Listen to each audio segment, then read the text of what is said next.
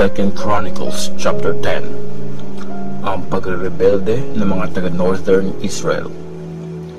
Pumunta si Rehoboam sa Shechem kasi nandun ang mga tribes ng Northern Israel para koronohan siya bilang hari.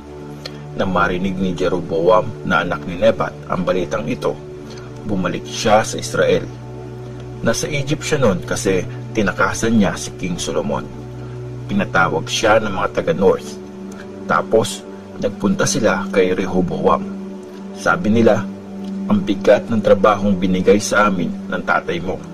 Kung babawasan mo ito ngayon at papagaanin ang buhay namin, magiging loyal kami sa iyo. Sumagot si Rehoboam sa kanila, sige, pag-iisipan ko. Balik kayo after 3 days. Kaya umalis muna ang mga tao. Tapos, humingi ng advice si King Rehoboam doon sa mga dating advisors ng tatay niyang si Solomon. Sabi niya, ano sa tingin niyo? Anong dapat kong sabihin sa kanila?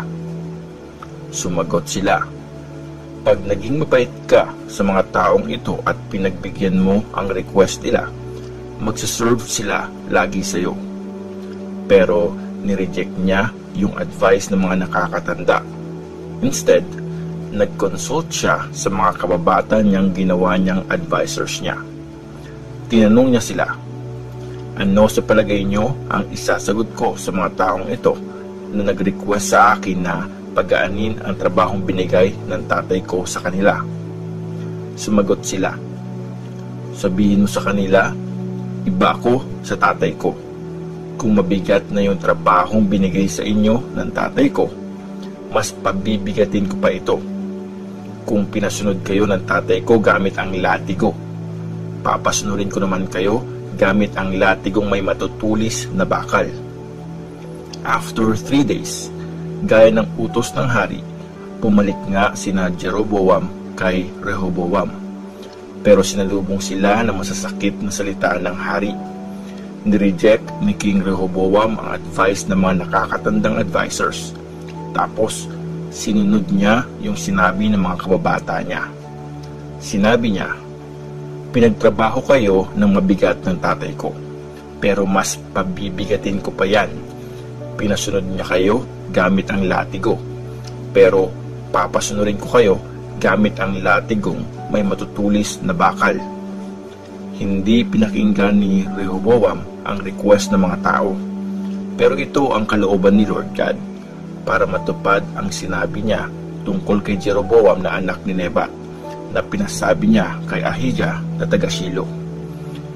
Nang ma-realize ng mga taga-Israel na hindi sila pinakinggan ng hari, sinagot nila ang hari, wala na kaming pakialam kay David.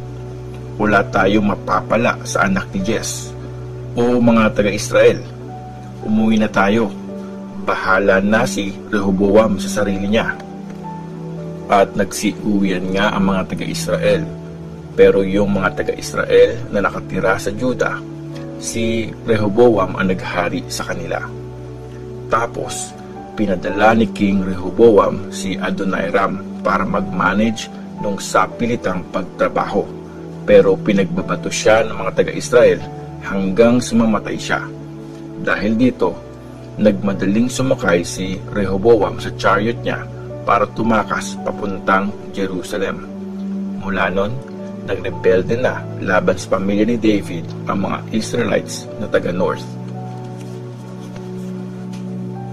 2 Chronicles chapter 11. Ang prophecy ni Shemaiah.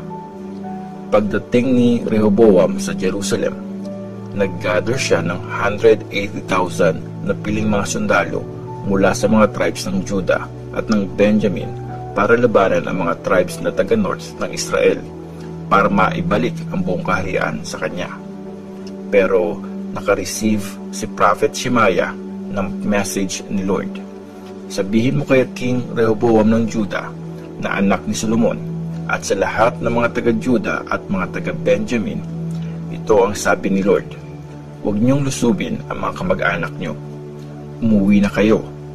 Plano ko ang lahat na nangyari. Sinunod nila ang utos ni Lord at tinigil ang plano nila laban kay Jeroboam. Pinatibay ni Rehoboam ang mga city sa Juda. Tumira sa Jerusalem si Rehoboam at nagtayo siya sa Juda ng mga city bilang depensa. Tinayo niya ang Bethlehem, Etam, Tekoa, Bethsur, Soko, Adulam, Gath, Maresha, Zip, Adoraim, Lakish, Azekah, Zora, Ayalon at Hebron. Ito ang mga city na pinalibutan ng mga pader sa Juda at Benjamin. Pinalakas niya yung mga kuta at nag-assign siya ng mga commander sa bawat city. Tapos, naglagay siya ng mga bodega para sa pagkain, olive oil at wine. Naglagay din siya ng mga shield at mga sibat sa lahat ng mga city. Lalo pa niyang pinalakas ang mga city, kaya naghari siya sa Juda at sa Benjamin. Tumira sa Juda ang mga priest at mga Levites. Lahat ng mga priest at mga Levites mula sa lahat ng lugar sa buong Israel ay pumunta kay Rehoboam. Iniwan ng mga Levites ang kani-kanilang pwesto at lupain. Pumunta sila sa Juda at sa Jerusalem kasi hindi na sila pinayagan ni Jeroboam at ng mga anak niya na mag-serve bilang mga priest ni Lord. Nag-assign si Jeroboam ng sarili niyang mga priest sa mga lugar kung saan wini-worship ang mga Diyos-Diyosan at para mag-serve dun sa mga ribulto ng 2 kambing at sa mga batang baka na pinagawa niya. Sumunod rin sa Jerusalem lahat ng mga faithful kay Lord, ang Diyos ng Israel. Pumunta sila sa iba't ibang tribes ng Israel para doon mag-offer kay Lord, ang Diyos ng kanilang mga ancestors. Pinalakas nila ang kaharian ng Juda at sa loob ng 3 taon, prinotektahan nila si Rehoboam gaya nung panahon ni David at ni Solomon. Ang pamilya ni Rehoboam. Naging asawa ni Rehoboam si Mahalath na daughter ni Jerimoth at Abihail. Si Jerimoth ay anak ni David at si Abihail ay daughter ni Eliab na anak ni Jess. Sila Jeush, Shemaraya at Zaham ang mga naging anak ni Rehoboam kay Mahalath. Paglipas ng panahon, naging asawa naman ni Rehoboam si Maaka na anak ni Absalom. Nagkaanak si Rehoboam kay Maaka, sina Abijah, Atay, Ziza at Shelomith. Mas mahal ni Rehoboam si Maaka kesa sa iba pa niyang mga asawa at mga asawang lingkod. Nagkaroon siya ng 18 na asawa at 60 na asawang lingkod. Nagkaanak siya ng 28 na mga lalaki at 60 na mga babae. Inassign ni Rehoboam si Abijah na anak ni Maaka bilang pangunahing prinsipe sa magkakapatid. Gusto niya kasing ito ang maging susunod na hari.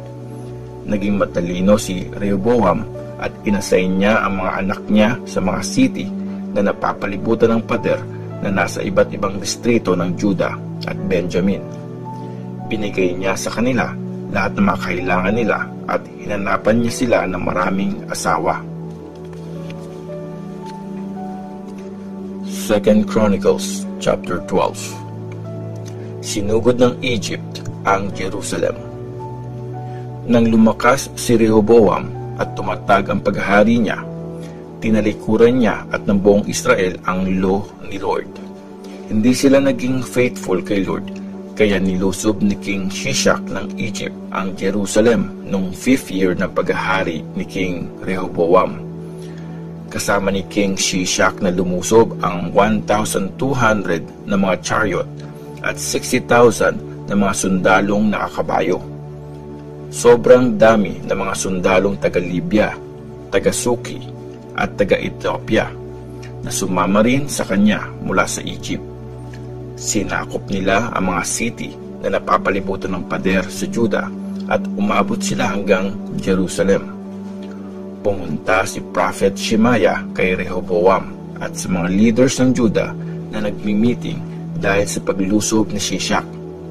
Sinabi niya sa kanila, "Sabi ni Lord, tinalikuran niyo ako, kaya pababayaan ko kayong bumagsak sa kamay ni Shishak.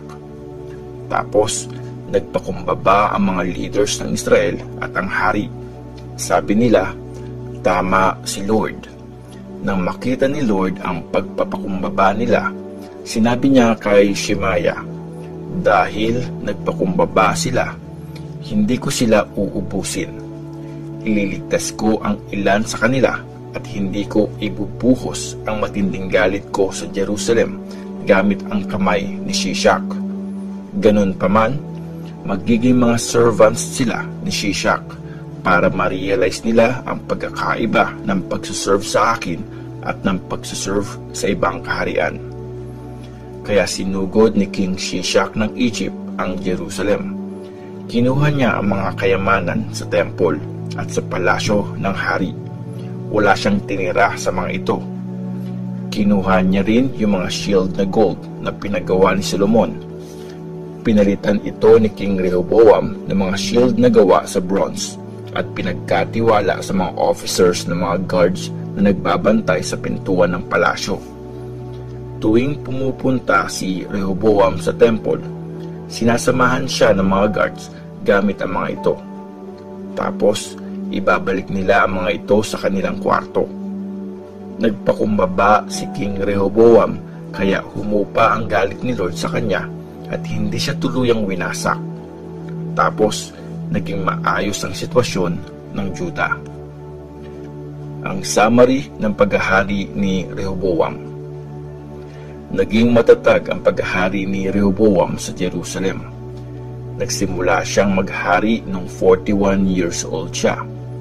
Tapos, naghari siya sa Jerusalem ng 17 years sa lugar na pinili ni Lord kung saan siya i-worship forever.